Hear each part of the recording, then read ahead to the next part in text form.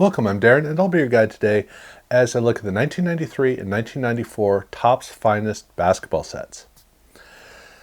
When Topps launched Finest, they launched the set in two different sports, and one of them was obviously baseball. The other one, interestingly, was not football, because in football, Topps had already lost. In 1989, they got blown past by both Score and Pro Set. By 1990, they were completely buried in a very big market. And in 1991, when they started ramping things up, they were so completely swamped with competition that football was clearly not an area that they could make a stand in. Hockey, they in 1990 decided to take that seriously, only to find everybody showed up at the party. So by 1991, they really couldn't develop an anchor in the hockey market. They were strong, but they just couldn't quite create a dominance. But over in basketball, by 1991, there were only three companies making cards. There was Fleer, there was NBA Hoops / Skybox, and there was Upper Deck. So Topps decided to end their 10-year break from basketball and jump in wholeheartedly and really make a push to take back over basketball. And the 1992 year was a good year for that because Topps Gold, the parallel, it was especially strong in basketball where you had the Shaquille O'Neal rookie. People were all over that. So they made a very good impression and very quickly made a strong presence in basketball. So in 1993, they got the opportunity to launch their first ultra premium card, Finest. They got to launch that in basketball and really kind of take over the market, in large part because Upper Deck did not make SP in 1993 for basketball. They made an SE set, which was a practice run, but it was not an SP set. And Fleer did not make Flare there either. So that meant that Topps was basically all on their own. But Finest was a stretch. That was an unusually demanding card. It was very expensive. The number of cards in the pack were pretty challenging for people to be able to fully embrace. And the basketball card market still wasn't very strong, so they were taking a big chance. But like I said, they didn't have any competition, so it was a good place for them to jump in with Finest and really stake their claim for being a company dedicated to basketball cards.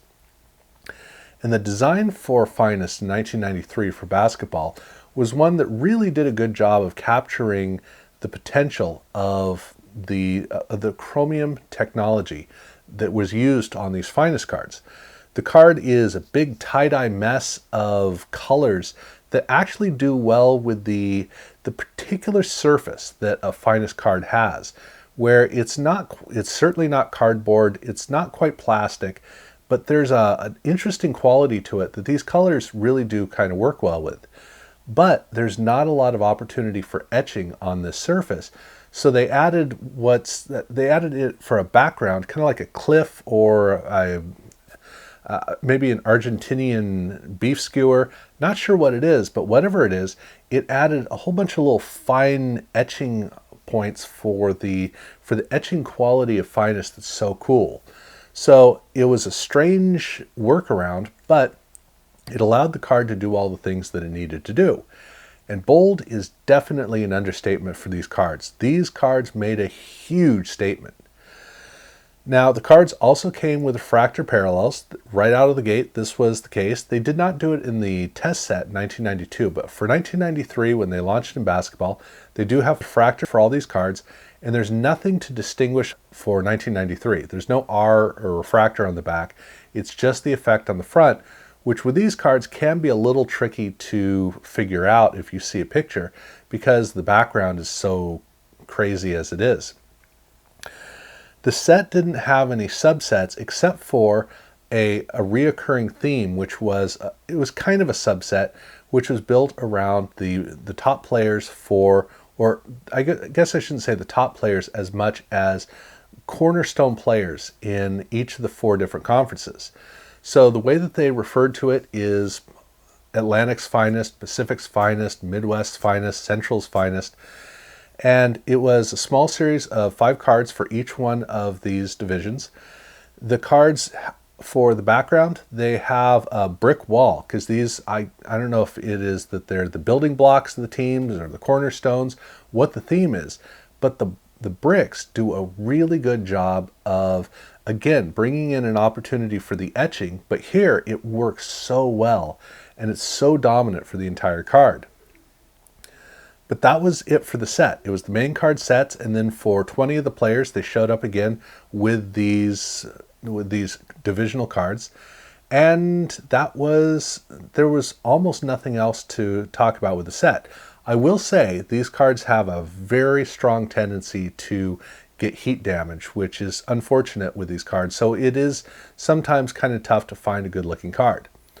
They did have one insert set though, which was convenient. And that insert set is the main attraction cards. These cards they don't quite feel the same way. It's a little bit more tinny compared to the main cards in the set.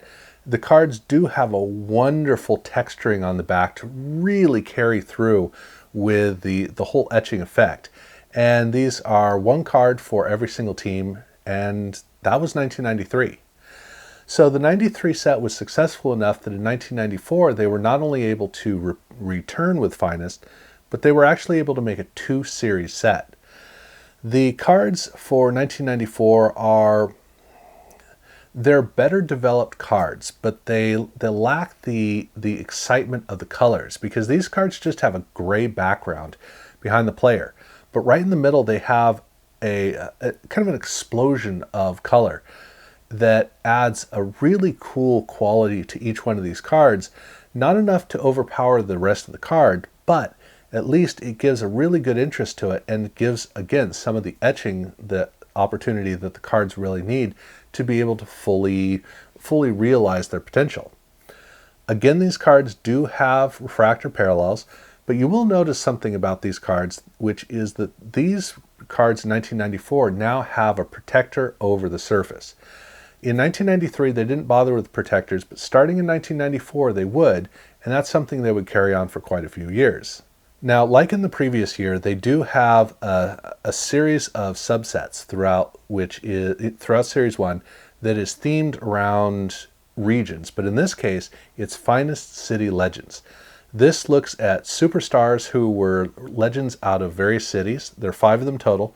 So New York City and Chicago and Los Angeles, as well as Detroit and Washington, D.C., those are the 5 cities that are represented by stars that came specifically from them.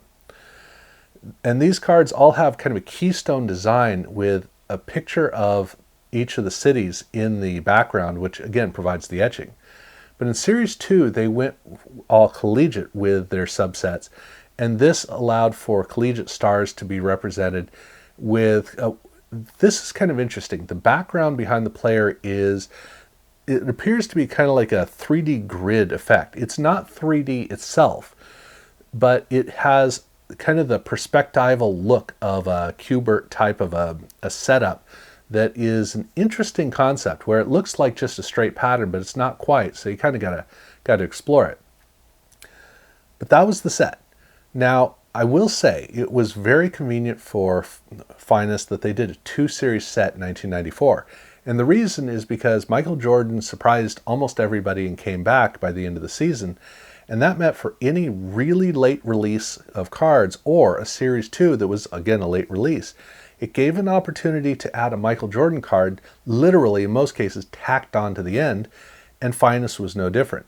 They had a wonderful Michael Jordan card featured here, and numerically it's just thrown right on at the very tail end.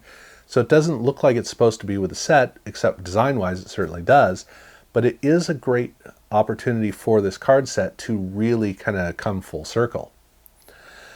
But in 1994, Topps was now starting to lean pretty heavily into inserts, and there were quite a few inserts for this set. And the first insert set is called Cornerstones. Now, Cornerstones is a card where in the back they have a big fan of color, a radial pattern that allows a lot of the really cool etching, except in this case there's so much detail that the etching doesn't really come through, and it's a lost opportunity. It was a good attempt that they were trying for, it just didn't quite come through. The next insert set is called Iron Man. And this is an acetate card, which is pretty much right at the beginning of acetate cards. We'd just gotten to know them very briefly. And so Topps was using this for Finest, and I think Stadium Club might have used it as well, where they have an acetate card, and then they have a kind of an oil on water kind of a look on these cards that is really quite fascinating. But I got to note something about these Iron Man cards, which is that they also have another insert set called Marathon Men, and Marathon Men looks exactly identical. I mean, there's no difference between them, except for Iron Man says Iron Man at the top, and Marathon Man says Marathon Man at the top. And so you'll want to be able to pay attention to which of the two sets based upon the text at the top. It does make it pretty tricky. Now, they also have a set called Lottery Prize. And Lottery Prize looks at great selections from the draft, obviously. This gets back to the normal cards with the gray border on the outside. And these cards actually do have a really good etching effect on the card, which is mainly because of the basketball, which allows for the card to have some of the richness that the gray border really does deny the cards from having. But what's really interesting is the last insert set is called Rack Pack. And this actually does have a 3D-esque quality. All those little dots have a cool 3D kind of effect that I wasn't able to capture on camera, so I'm not able to show you.